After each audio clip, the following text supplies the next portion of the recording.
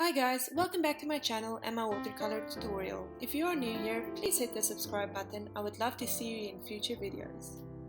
The wolf template I used for this painting, I have linked in the description box below. I just found it on the internet and you can honestly use whatever wolf template, or it doesn't even have to be a wolf template for this painting. So we're going to use the wet on wet technique. This basically means you take pure water and you just wet the whole page before you start painting.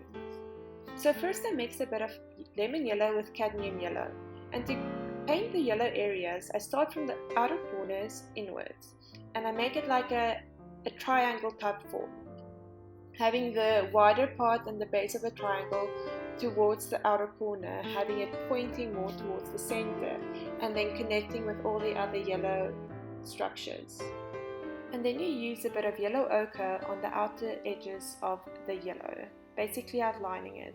You don't need to be too precise with your strokes, as you want to give it a smoky midnight feel, almost as if it has a rough feeling. Now after I've done that, the white spaces that remain I fill in with ultramarine blue, blending it roughly into the yellow.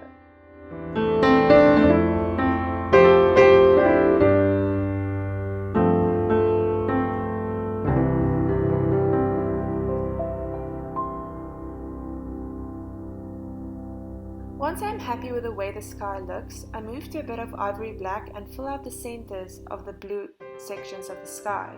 This just gives it a lot more depth. Then you use a circular object to draw in the moon. Put it on the corner and it doesn't matter if a bit of the moon is cut off because it'll give it character. You color it in with Chinese white, but not everything because you still want to give the moon some depth. For the next step, you can either use a big bristle brush or an old toothbrush. Fill it up with Chinese white paint and sprinkle it all over the page. This creates the stars. After this is complete, you wash off the toothbrush and do the exact same thing, but with ivory black paint. Repeat it for the third time, but with a red color in your palette. This creates contrast with the blue in the background. Use the ivory black to paint in the silhouette. You need a bit of a precise hand, as there are a bit of detail, especially in the hair area, that you need to pay a lot of attention to give it the precise shape you need. As you can see, I've started with the rock as it was an easier shape, and then after that I moved on to the actual wolf itself, paying attention to where the hairs are flowing and which way they are flowing.